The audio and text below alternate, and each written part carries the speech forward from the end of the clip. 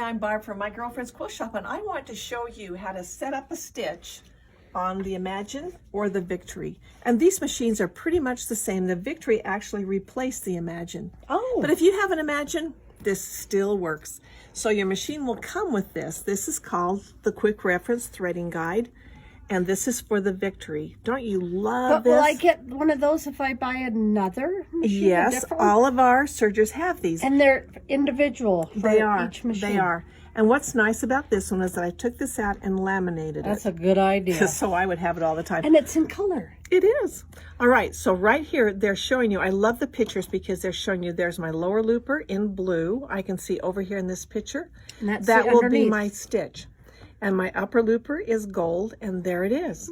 And green and red, and you can see where your needles are going to land. So you have this stitch, you know what it's going to look like. That's awesome. If you go down to the other stitches, they're going to be much the same way.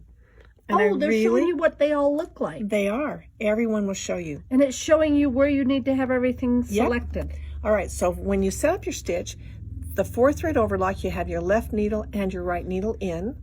You have your length set anywhere between 2.5 and 3.5, and your width right here, 6.0 and 7.5.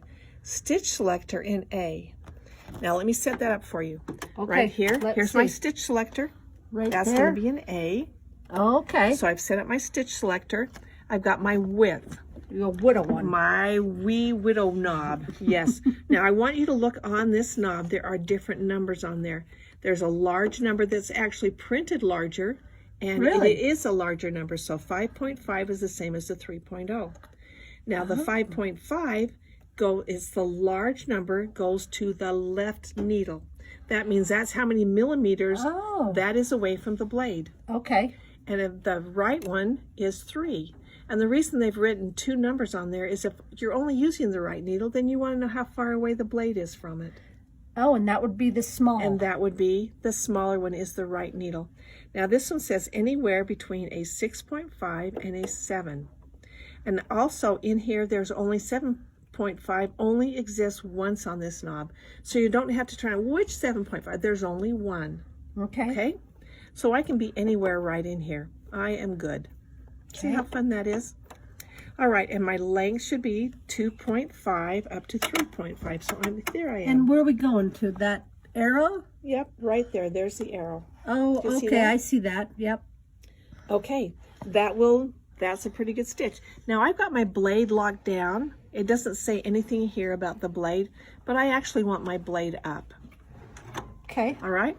Now I'm set up for a 4-thread overlock, and I want to show you what that looks like. I'm just going to sit here and give you a stitch. Make sure my foot is down. I want to shut my door. Oh, yeah. It'll show what the door is. Are you from That's because Look at that. That is beautiful. Is that so pretty? I love that. Oh, that is so pretty. Okay, now over here, I didn't show you this before, but right here, I have me a little hidden compartment. Oh, for your candies? No, for my tools. People come to class and they don't even know that that's in there. That's good And all their information. tools are in there already. And they'll come to class and say, I didn't get that tool. I didn't get that tool. I said, did you look in your little tray? They didn't know they had a tray. Okay, I'm going to take my needle out. And I've got my thread in there right now still. And that's good because that's going to keep my needle from falling down. Oh, okay. So I'm just, let me get that in there. It's kind of hard with you in my way there, Kyle. I'm trying to do this a little awkward. Loosey. Yep. And now I'm going to slide that out. Oh, okay. And now I'm going to cut my thread. And it's important. I'm going to put my needle up in here so I don't lose it. See, that's perfect. It is. Now it's important that you do not leave this thread up here. Take that right off because it'll get twisted around your other threads. Because you're not using that one. I'm not going to use it. All right, now all I have to do to go to a 3-thread overlock, I've got that's a wide. I want to go to 3-thread overlock narrow because I've got my right needle in, my length is the same, my width is going to be a 3/0. Remember how I said there are different numbers on there? Same place, just a different number, same place. Okay. And my stitch selector, here's where it's different, is going to be in B. Okay, do that again because it was So an right A. here, So stitch what selector? Is going to be in B. Okay, and that little turn thing right there. Yep, the little handle is right there. All right, that's all I had to do for that stitch. If you're having a problem, then you refer back to that little Yes, always card. check your quick reference guide, Okay. and that will tell you what you've got. All right, now I'm going to sew a 3-thread overlock. Let me do it on the other end so you can see a comparison.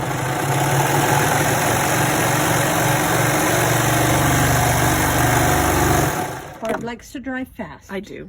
Now see, that's a narrower stitch. Okay, show I only me have what's one different. needle. I only have one needle in there. This one has 2 needles. There's a needle, and then the looper. This one just has 1 needle. Why would I need 2 needles? It's a stronger stitch, Okay. more reinforced. All right, now that I'm in my 3-thread overlock, here's the fun thing. I'm only going to make 2 changes, and I'm going to have a rolled edge. You ready? What? 2 changes. That Let me seems show you big right difference. on here. This one's a 3-thread overlock narrow hem. That means that the fabric is rolled under, but the stitches meet at the edge of the fabric. That means my upper looper and my lower looper will both show because they meet right at the edge of the fabric. Okay. Okay, they're meeting at the edge. When you go into a rolled edge, right down here, it means that it rolls the fabric under, and it also takes the upper looper and rolls it all the way under. Oh my goodness. So that means if you are doing a napkin and Okay. you've got red on one side and blue on the other, so you want to have a red thread on top and blue on bottom on a rolled edge, then you would have your corresponding threads, Okay. and you would pick the number C, and that would be your rolled hem. Oh, Because that means they're going to meet at the edge of your fabric. nice. This one right here means that it's going to have the upper looper will go all the way around. So whatever color you have in your upper looper will be on both sides. Does that make sense? Mm-hmm. Okay. All right. So we're going to do a rolled edge. So I'm going to put it down in D. Okay. This is all I'm going to do. I'm going to put that That's in D all you switched? on that part. And then I'm going to come down here. You remember my widow knob or my large knob down Large. here? We already That's your did that. length. This is my length. I'm going to offset that just off the one because I want a real tight rolled edge. Really? That's it. Okay. I changed my length and I changed my stitch selector. Okay. And Okay. you always are closing those Yeah. doors. You don't want that hanging open. Will they for go sure. if you don't close them? This one will. As Okay. you move up the line, they don't. All right, Yeah. I got my foot down and now I'm going to do a rolled edge.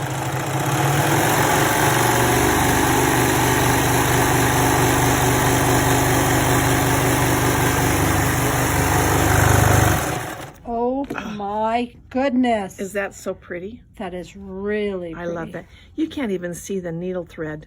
It's No. red. You can barely see it in there. But if I was doing that on I a would match. napkin, I I'd would match. definitely match. Yeah. Definitely. All right. That tells you about the stitch selectors and about the threading guide and things you need to study. So do it. Nice. It is so nice. Don't Nice. be afraid. Start searching. Yes.